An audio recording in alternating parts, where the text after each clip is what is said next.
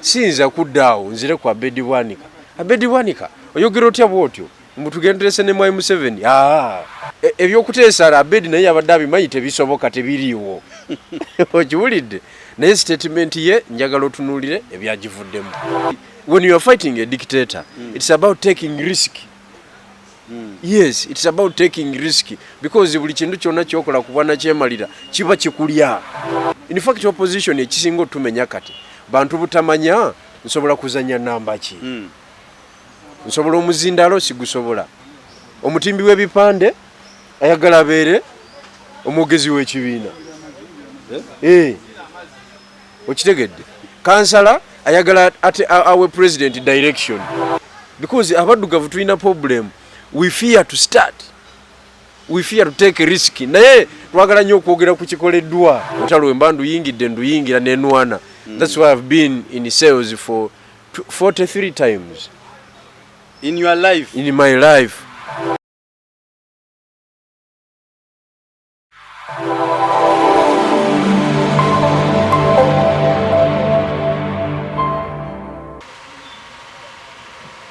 Okay, a very good afternoon. Mwenna bana Flash Channel Uganda. Twebaza omukama atwadde obulamu okusigala nga tukyali balamu. Kwe tuli awamu ne Honorable. Sijja kwogera amannya ge musajja wa kitiibwa. Ajjaga yiwawo gonna mu style ye. Naye nga twebaza omukama nti we tuli awamu naye olunaku olwaleero tukyaza ababaka ab'enjawulo kuba nti twetaaga tule ebirowoozo ebiva eno n'eno oludda n'erudda. Honorable ebiseera ebyo ennaku ez'emabega waliwo abakwogako ne bagamba Honorable ate yazzeemu NRM ko byalugaba mulimba tasobola kudda mu NRM saga eyaliwo ne tugamba tubaza omukama nti oba yali weevu yagenda ekyo kisa kya Katonda naye ng'ekyosa olunaku olwaleero weebale kwekuma ng'oli mulamu COVID-19 obutakutwala awamu n'abatuuze bokiikira eri mu palamenti y'eggwanga. Honorable kyaddaaki gavumenti yaffe eno eyina ebintu ebibaawo mwate betwalise abavubuka ababaka abato ne mugeza kukobola gavumenti naye ate oludde obusinga teba n'amatu. Wetugidde gyo olunaku olwaleero nga twetaaga tuwulize gwe ekirowoozo kyo ogamba otya ku zino ensonga ezisookera ddala abaana b'e Makerere University bali mu kwekalakaasa beetaaga normal lectures. Makerere University yo yeetaaga online lectures. Abaana bo tebakkiriziganya nakyo. N'ekyokubiri amakya gano ag'olwaleero pulezidenti w'e Congo Kitedi abadde awaviddwa naye olwa kisa kya Katonda munnanga abantu bateesa balina nga bamutaasizaamuko nadde engulu. N'ekyokusatu omubaka gwe tumanyi Honorable Abedi Bwanika kiki ensasagge gyaleetako mu kibiina olowooza kitegeeza ki ate nga gwe omuntu kikyo kirowoozaako buuza ku batulaba obeeyanjula etandikira. Batulaba ndi musanyufu okubeera wano ku Flashlight TV omulundi gwange ogusoose okukyazibwa mu studios wano. Amanya gange mpitibwa Gen.Bigirwa Moses nga ndi secretary for mobilization owa National Unity Platform Eastern Uganda. Era nga nesimbawo ku kifo ky'obubaka bwa parliament Kamuli municipality. Obuwanguzi ne bwongezebwayo katinitini naye ng'obulamu bukyaliwo tujja kukyakivinga. Ndi musanyufu okubeera wano mbadde ngoberera programu zammwe ez'enjawulo era kinjala okutegeeza nti ngenda kweyongera okugoberera. Ku bibuuzo by'otadde mu ddiiro kasooke n'ekya Abedi Bwanika. Abedi Bwanika yavaayo n'akola kiwandiise controversial statement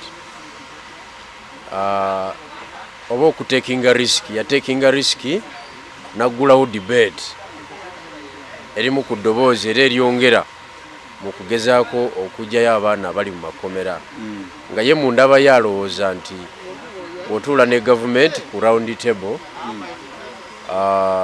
oba oliawo basobola okwekuba mu mutima ne baggulira abaana abakyali mu makomera abatalina musango buli omu kyamanyi. bwe yamala okukola statement eyo reaction eyajja yali ndala. Era social media buli muntu n'atekinga ki buli muntu n'awa opinion ye okusinziira mu kutegeera kwe. Kakati nze obutafaanaganako n'abalala bonna ekisooka ndi mukulembeze mu kibiina kya NUP mu kifo ekyawaggulu ennyo. Ekyokubiri ebigenda mu maaso mbimanyi. Kakati nze kampa opinion yange. Ebyobufuzi biringa mupiira. Omupiira ebeera teamwork wemba munaatwala ekikopo. Teamwork wemba temugiina ku pitch temusobola kuwangula niyo mubeera balungi mutya. Buli omu olugukwata nga ayagala kusala bonna paka ebagumujjako temusobola kuteeba. So kakati naye ku pitch okwo mukubaako abasambi abatekinga risk. Okay? Ne bakola decision nga tebadde ya tiimu naye nga yagikoze. Decision ezo ezimu zivaamu ne penalty naye nga akikoze akoze fault nga ayagala kuyamba tiimu naye ne bajja mu penalty. Kankuwa ekyokulabirako mu World Cup wa 2010 omusambi gwe bayita Luis Suarez wa Uruguay bali basamba ne Senegal.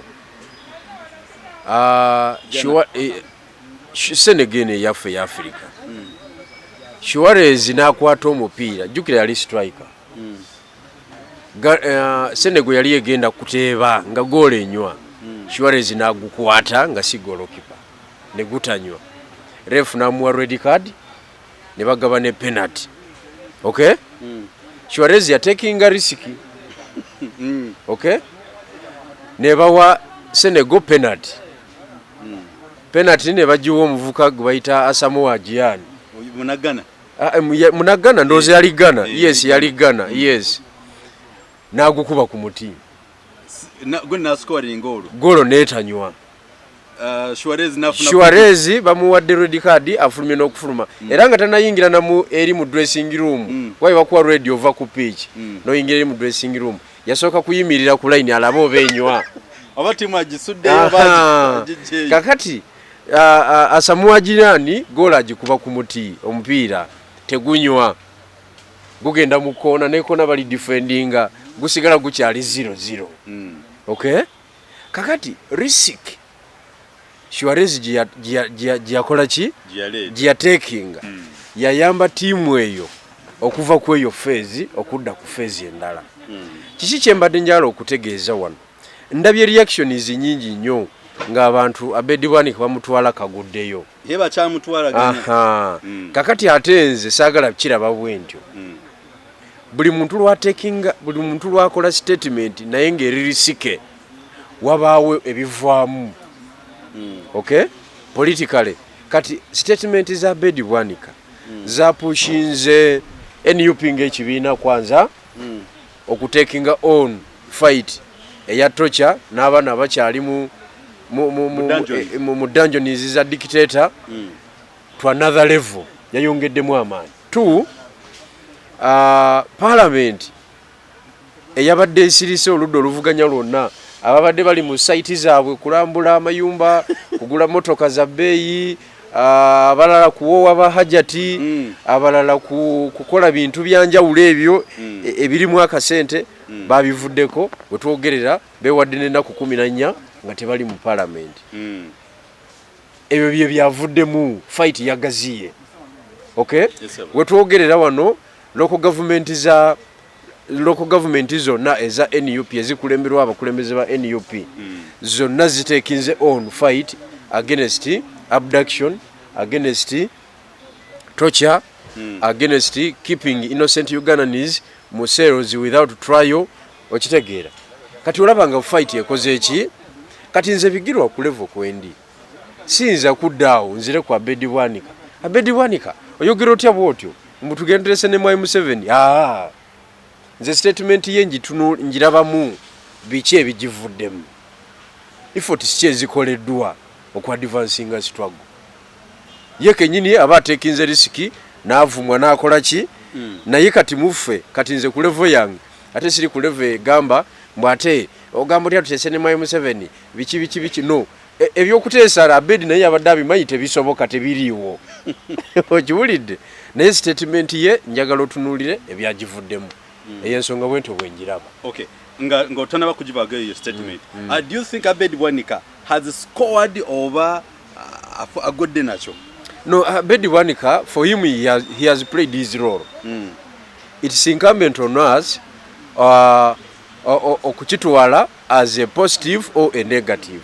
But in my opinion, nga bwembiraba ebintu nze ndowooza risk gyatekinze na breaking a silence yabaddewo eyaba players abenjawulo. For me, I give him a credit. Give him credit? Yes, for having taking that risk, because politics is about, when you are fighting a dictator, it's about taking risk. Yes, it's about taking risk, because buli kintu kyonna kyokola kubana kyemalira kiba kikulya. Okay. Yes. Okay. Again, what do you think could be his agenda, personal as an individual? Agenda yoba chichi kyagoba ye ng'omuntu? No, ekyo sinza kikuwa, because that is an internal thinking in someone whose brain. You can't read someone who is ambition is okujjako nga azitadde ku mmeeza. Naye nze kubanga ekisooka mumanyi ng'owa NUP is our member of parliament. Okay? We own him. Just like Uruguay we are owning Suarez. Kiwulidde? Yaleeta ebizibu naye era yamaliriza is a hero. Yamaliriza is a hero e Uruguay. Mukuddayo ye celebrity yali asinga amaanyi. Era from that World Cup yagenda yasigninga contracts ez'amaanyi. Nayingira Liverpool na the rest is history. Okay? So in life success is about taking risk. Yes. So nze sinza kuddaawo muvume ebyo byabufuzi bya kyana kito abantu abatamanyi, so n'abatamanyi na kyemalira. Ate ne mu byobufuzi mugabana roro. Mulimu ba risk taker nga ajja kujja abavume. Okay? Niwaba wajja okujja atereeze. But mwena muli ba tiimu emu. In fact opposition ekisinga otumenya kati bantu butamanya nsobola kuzanya namba ki. Nsobola omuzindalo sigusobola. Omutimbi w'ebipande ayagala abeere omwogezi w'ekibiina. Okitegedde? Kansala ayagala ate awe president direction. Kansala w'omuluka. Know your role. Because this is a teamwork. We a team. But know which number can you play best. Because wotakimanyi ekyo oba ogenda kumenya team. Kati njagala okubiriza abantu mwenna baganda bange abali ku online, nkimanyi buli omu ayina right ku simu ye. Okay? Buli omu ayina following ye, buli omu editor. Kasoba ne smartphone ng'eriko data, you are an editor on your own. Okay? Buli omu naye kasitoba nga oyogera in the interest of the struggle, in the interest of national unity platform, soka wetegereze top leadership egamba ki ofune direction yentuufu. Era nsaba akatambi kano mukalabe kuba muyinza okumanya ebintu bingi. Politics is about taking risk. Let me give you an example. For me, I took a risk. I petitioned the IGG. Okay? Netekamu ensonga 14 about the deputy speaker, Right Honorable Anita Among, the corruption tendencies, the scandals of scamming, what. You never know mbitekayo. Kati yolo okuba muyaye. Nateka wembera naluwana olutalo olwa blackmail against me. Okay? But for me, I took a risk okumu exposing yali untouchable. Tayogerwangako w'amaanyi nnyo, ebintu byonna abimala, ine center, ina government. Okay? Nze ne mutekinga on. As we talk now, taina maanyi gasobola ku orderinga DPC akole byayagala. Ngaluli wabadde akola. But it was my risk. Oh, no wonder bagambye nti bakwadde sima milioni 5. Milioni 10. Yali ateekawo fight ya blackmail. Yali ateekawo fight ya blackmail n'akozesa CMI semwai nenkwata nakola ki nemera tortured, okay? Okay? But twaje okumaliriza nga kandiho omugobe tali mu office. Twagenza okumaliriza nga cases nyinyi ezitandise okuvaayo ne mu district mwave yebukedde. Wabaddeyo injustices nyinyi nyezigenda mu maaso nenga mawuli tegasobola zireeta because the person achikira district eyo, she's very powerful. But as we talk now, we have weakened her. And that is the risk I'm talking about. But when I reach Itandika, buli muntu yansalira omusango. Yeah, I went there to get money. I was coming. Sijui I was money ransom. Positive. Buli omu yakola statement nga jakola ki jayagala. But for me, nali manyi kyengoba. Nali manyi nti tuleka Anita Mongo nasigala nga ali strong. Nasigaza government establishment. Nasigaza yali akreatinze fear mu ba PS mu bani bonna abantu mu balamuzi mu security forces kali tabirina. So eyo gye bayita struggle sebo. Okay. Naye bannaffe bano oba olabira kumbi tosobola bimanya ebyo. Kati ate oyina kyonzijukiza ate n'ekitegera obulungi nti bagambira nti Gen.Bigirwa kyakoze ye kati akyuse simanya ddeno kati explanation gy'oyogedde nange nakyendaza ate ekirala. Kakati ye yatuuka ne ku level evuga emoloka yange eriko ebipande bya Kyagulanyi ne NUP okuva mu campaign saabijjaako batuuka ng'olwedde bankutte ndi mu kkomera bo ne bavuga emoloka yange ne bagitwala ku kikomera kyanite ne baframinga akavidiyo ako ne balaga nti nali ngenze kupiikinga ssente. You understand? Yes. But such a person ogenda mulwanyisa otya nga tomutandiseeko? Because abaddugavu tulina problem. We fear to start. We fear to take a risk. Naye twagala nnyo okwogera ku kikoleddwa n'okiwako opinion nogaha kakati kyali badde bwekiri ennyumba yo yali badde bweti negoma yo yagitandika. Yazimbyewo bubi wano tewateredde mbakubanze naligize bweti teekawo ey'amabaati 5 balabe kuba kati nze nali ntakinga on Anita Among, okay? Omulwanyi omulala taking on otafiire. Omulala taking on the army commander.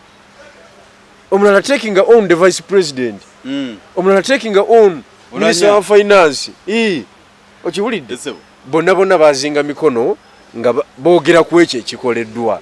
For me, I don't subscribe to that category of people. I am a hands-on man. Ekintu wemba utalo wemba nduyingira nenwana. That's why I've been in sales for 43 times. In your life? In my life. I am 37. I am 37, but I've been there 43 times. Yes. So, bino ebintu si bya muzannyo. Kyovula twagala okusomesa abantu. Nze kati nsomesa abaana ku kitebe. We give them political lectures ku basics of the fundamental basics of the struggle. Yeah. So mweyembeera njagala kugivaako bwentyo nti abedi Bwanika kubanga buli mukuba muba jjajja muba muwadde omusambi w'obwereere. Negative political mileage. Muba muwadde omusambi w'obwereere mumugabudde because social media buli lwekukuba n'ekuteeka mu kasonda. Okay? Otuuka ekiseera ng'oswala mu community, otuuka ekiseera ng'otunula eno n'eri, otuuka ekiseera nga tofitinga mu society ng'oli isolated. Ate nze ndi muzibu because manyi ekyembandiko mba nkimanyi. Ekisooka sente baba tebazimpadde sizirina. Ekyokubi kyaba bansetinze kya blackmail. Blackmail eba ya kiseera. You cannot sustain it for long. Tuli mu kooti naye tebaleetangayo obujulizi wadde. Era tewewunyanga omusango ukoze eki gugobeddwa nga gugobeddwa ate tubasuuyinge bupya. So ekyo kyo njagala okutegeeza Abannayuganda bannanga bandaba kisooka mulabe vidiyo eno kubanga mugenda kumanya ebintu bingi engeri struggle gyetambulamu. Tetugabula balwanyi wa jjajja ku bwereere, temu blackmailing abantu ku bwereere. Jjajja aba afunye omusambi w'obwereere mwe muba munafuye. Mumba munafuye. Just like example jenkwadde Shuarezi Uruguay yamu distancinga. Instead he was a hero. is now one of the celebrated football players ku international level. Buterevu tebangawo kubaja gukwatanga kipa nenga gwali gunyoni yenataasa timu mweye mbeera. So that is it on that matter. Okay, thank you so much. Ogubaita Gen.Bigirwa ate be points to ozoga ngaba Gen. Nze ate onkanga ki waliwo kyesirabye 43 times. Waliwo kyesirabye nze toyinza kunkanga ebyo mba nina okubuulira ekituufu. Nsibiddwa nkubiddwa emigo banjokyeza ebipiira nsibyeko enjala nanywako omusulo nga ye survival eriwo nsobola okutuuka ku lunaku oluddako. Okiwulidde mbadde mu bulamu obutaliimu ssente. Okiwulidde nze asinga okuvuga emmoroka enkadde mu Uganda. Okiwulidde kakati kiki ky'oŋŋamba? Tolina ky'oŋŋamba sebo. So mba nina kubuulira nga musajja mukulu kubanga gino emyaka gye ndimu tebakyankubira bigambo. Byoyogera bibyo byebyo ate nga bye bituufu. Bino ebintu singa mwe applying ebintu byange bino jjajja twali badde twamumala dda. Just imagine eggwanga singa libaamu petition nga 10 ku corruption ewa igigi kuba different government officials kye kibeera wano. Abata tachasana kutanga cabinet etuuka ekiseera nga tekyatuula ebintu gabijitirirako ngino petition etabuse ono omwana atumbudde eno oli awanise kiringa eggwanga lyonna ligize bweriti. Kuba let me tell you nze nalaba power kisooka. Abasajja b'essemwayo bankwata nalaba amasimu egayitingana okuva mu different government department kukweyo mata nga mulimu abawagira kozi yange nga bali muli. Okay nga kwegamba nalaba power bwekonagana na crashingisa government institutions ezenjawulo nezikurashinga. That is one file, but if we had 100 file, so nino obuzibu nti bensanya nabo bamenya abamu kwabo ne public emenya fete tukulumbye mukoze bulungi nnyo ogwo mugukoze ne public emenya abantu bakusalira omusango naye nga tebamanyi ne bagendera ku biki ne bagendera ku bigambo bya oppressor. For example Sabiti Joseph Sabiti munamawulira deputy speaker yapostinga ka video yako ngorede bakalikodinga sawa 3 ezekiro nga nze sawa 10 nali ndi mukwato already nga ndi mu CMI 4 pm ne bakalikodinga ku 3 ku 9 pm abantu ne bagenda nako. Okitegeera awo nkugambidde nti abantu public emenya olusi ne ba teammate bange bakola ki bamenya. Okay, so none ensongo ya mukulu abedi Bwanika eyo tujigaddewo kakati tuya personal opinion okola Bwanika yewanise oba bamwanise one of the two. Yes gochirabo otya keberu ya personal basis analysis then you're taking a decision. Do not forget to subscribe and share our program all the time. Gen.Bigirwa ye tukirizigeza na ye tugenda kwerangana ye buli kaseera ekitone nnyo mulundi gumu eweeki ajja kubanga kwali singa abanatu amuziza mulundi ogwa anamwena tukizanyisa nenga kinemunyisiza ebanga lyomaze bonye nnyo emirundi gye bakukutte gisinga emyaka gyo obungi nate kisa kya Katonda okuba nga nkyali mulamu wadde nga omubiri gugenda gunafuwa kubanga amaaso gano golaba gali ku treatment. Okay mu 2012 nali ngenze kuza mazaalibwa ga President Museveni e Masaka eyo omanyi yali aganye okwogera emyaka era nzi yagimwogeza okiwulidde tukuza amazaalibwa ge ga 76 mu kiseera ekyo okiwulidde Kayura yatukwata bubi nnyo yanaleeta ka drone akabbulu va kubuna obweru obuliwo ennaku zino mu kiseera ekyo kaali kabbulu ne bakanteeka mu bubi nnyo omusajja n'agenda ankuba pepa spray wa close range nga bwe tuli wano bwetuti yampisa bubi nnyo nnyo nakati nina side effect ku maaso gange. So ebintu bingi nnyo memories nnyinyo zenyinza okunyumiza gye mpiseemu mu sitwaga eno. Omulala omusirikale yansamba okugulu kuno katona akumenye natambulirako ku miggo. Digestion system tekya performing nga byali performing normally because mulimu namira ebidagala bingi nnyo so ebintu bizibu ebyokulwanyisa obwanakyemalira si byangu ekisinga obukulu Katonda kyatuwadde ekirabo eky'obulamu. Okay. Webale. Nakati nga tumaliriza akagondi Bwanika eyo program. Oloza tulina strategy ki eya mukulu nakyemalira ono okufuluma gyeyayingira. Strategies nyingi naye waliwo ezijja mu kamera n'ezitajja mu kamera. Naye strategy esinga obukulu buli strategy egamba nti buli Munnayuganda ali obubi n'atali bulungi ali obubi n'ali obulungi kwe kugamba nti ekimala yesinga ye overall factor tebakulimba Munnayuganda okugamba nti ekimala kikola ki obwanakyemalira bukome wano. Alright, tumwebale nnyo mwebale ddala kwekumira ku mpeo. Gen.Bigirwa eyo this is personal political analysis ate nga musomesa byasomesa eggwanga banange don't take them for granted, take them seriously. Analysis yagituwadde eyamonge gye mwawulira eya Bwanika nayo agireese tetuyina kye tumubanja oba gw'otugamba kyatulaba nange awo simanyi. Ekyokubiri Generally Bigirwa ekiriko ennaku zino ensangi zino it's too much kyayitiridde ate munange kyakomyewo. Torture eyitiridde kati torture ezzeemu bupya yaliko towards elections. Yes. Kati ekomyewo mu style ate endala omulika kwenza bana abakaseese abana be bakwata be bajjamu enjala ate now you are among the victims. Yes. What do you think about what chicho sobola okwogera ku ekyo ate n'otuwa ku magezi oba government n'ogiwa ku magezi as a generally of sisobola kuwabula government kubanga buli lwogiwabula etereeza nesigala ng'egenda mu maaso. Kakati nze roolo yange nze ndi museketerezi. Okay? Nze byemba njogera biba birina gitwala. Omugamba jangu mu maaso kumbe waliwo ekinyi. Biba birina gitwala. So nze ndi museketerezi. Kakati abantu kye balina okumanya kiri kimu. President Museveni emyaka gy'amaze wano mingi ayina abantu bazimbye,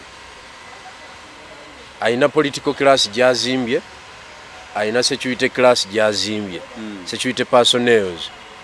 Kati political class gy'azimbye bebo ba Anita Monge, ba Franka Tumwebaze, Nabanja n'abalala abasa kuscribing eyo. Kati niwajje wabeerawo the military wing naye ayina abavuka bazimbyeyo abali in preparation okutaking over after him. Kati political class ngo gitadde wali kuba nze bonna mbalaba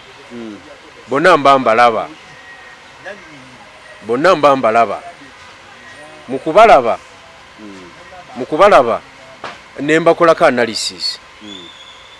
Abatulawo abalungi abafasha Uganda yalo kubategeeza ntujja kuba tubaleetanga updates every time and then okulabika nti mutambula n'okumanya amawulire agava mu National Unity Platform, agava mu Intelligence Service ya Uganda, agava mu cabinet omwami Museveni gy'atuula, agava mu parliament, ebikono ebigenda mu maaso mu ndoomo power struggles zonna tujja kubanga tuzireeta mu phases ez'enjawulo kubanga twagala mumanye ekigenda mu maaso mumanye ne betulwanyisa gye baliko. So mwekuumire ku mukutu mubeereko mu bungi, mweyongere okusubscribinga, mweyongere okulikinga, mweyongere okusharinga ate namwe mweyongere okubeera abantu abagumu katusobole okuleeta ekyukakyuka bw'okuba.